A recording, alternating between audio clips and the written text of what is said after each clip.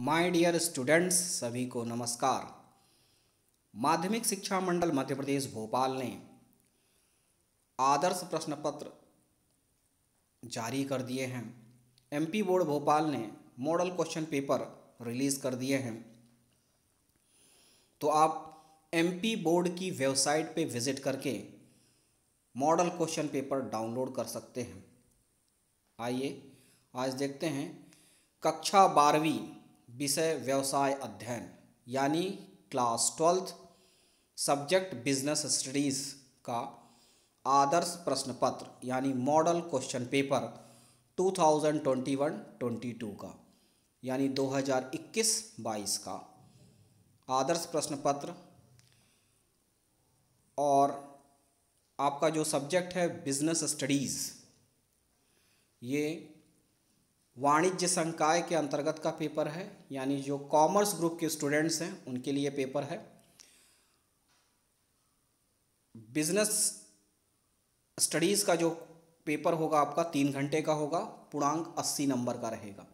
तो बोर्ड ने ये जो आदर्श प्रश्न पत्र जारी किए हैं वो आपकी प्रैक्टिस के लिए है, ताकि आप इस तरह के क्वेश्चन को अच्छे से प्रैक्टिस करें, ताकि आपको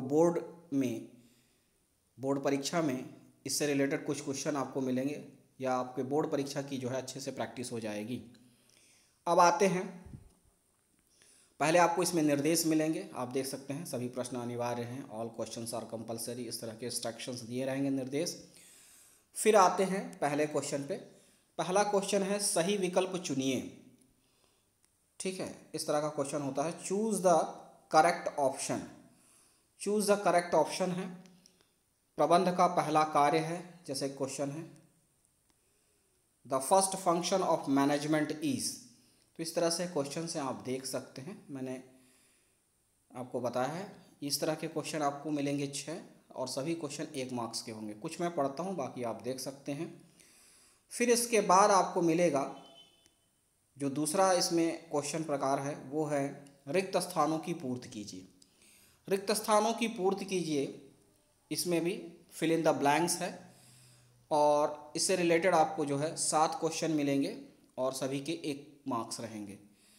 ठीक है, जैसे कि planning is the process of thinking about, इसमें दिया है। ठीक है, तो रिक्त स्थान आपको भरने हैं। फिर थर्ड क्वेश्चन है सही जोड़ियाँ बनाइए, match the correct pairs of the following.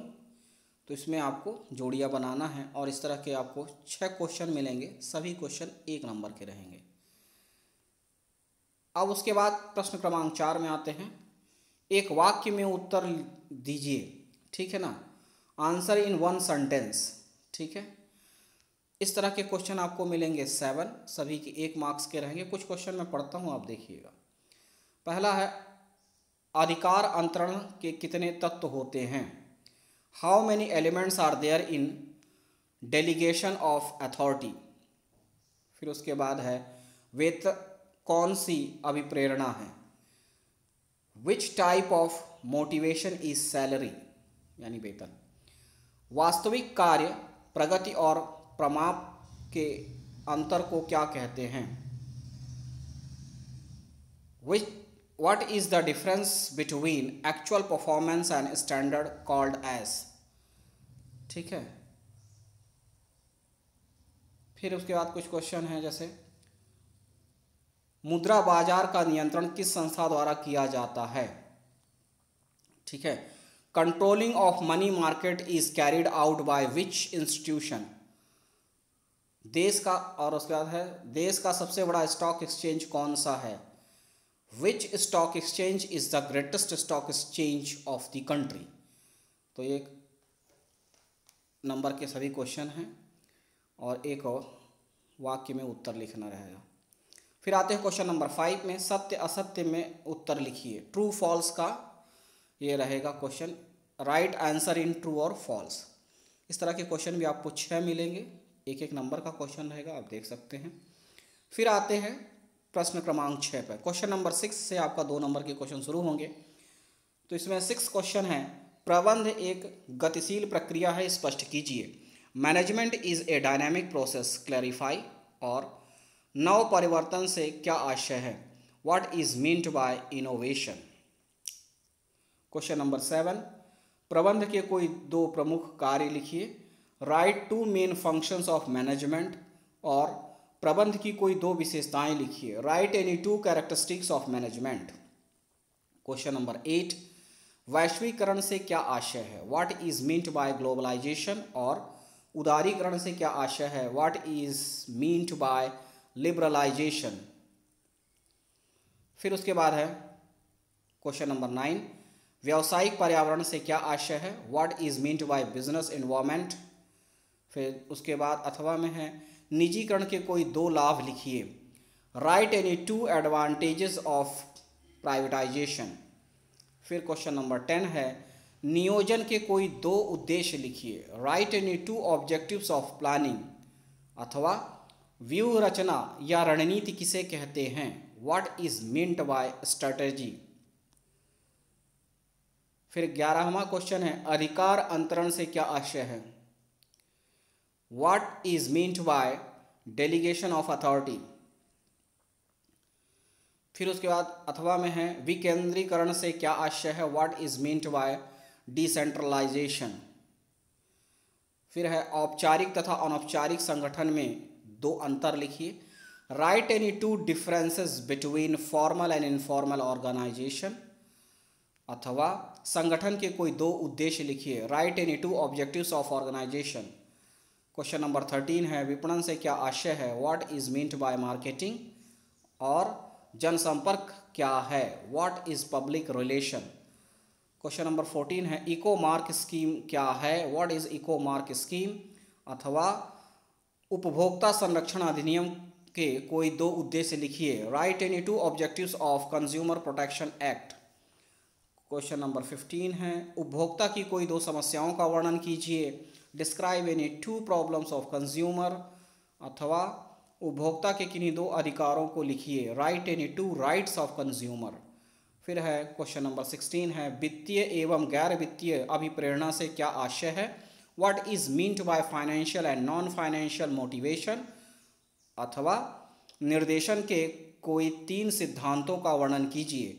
Describe any three principles of directing. फिर है क्वेश्चन नंबर 17, नियंत्रण के कोई तीन उद्देश्य लिखिए। Write any three objectives of controlling. अथवा प्रभावशाली नियंत्रण प्रणाली के कोई तीन आवश्यक तत्व लिखिए। Write any three essential elements of effective controlling system. तो 3 लिखना है, तो आपको इस तरह से 3 नंबर का रहेगा क्वेश्चन। क्वेश्चन नंबर 18 है, वित्तीय नियोजन की 3 सीमाएं लिखिए। Right 3 limitations of financial planning. और वित्तीय नियोजन के महत्व का वर्णन कीजिए। Describe importance of financial planning. फिर क्वेश्चन नंबर 19 है, वित्तीय बाजार के 3 कार्य लिखिए। Right 3 functions of financial market.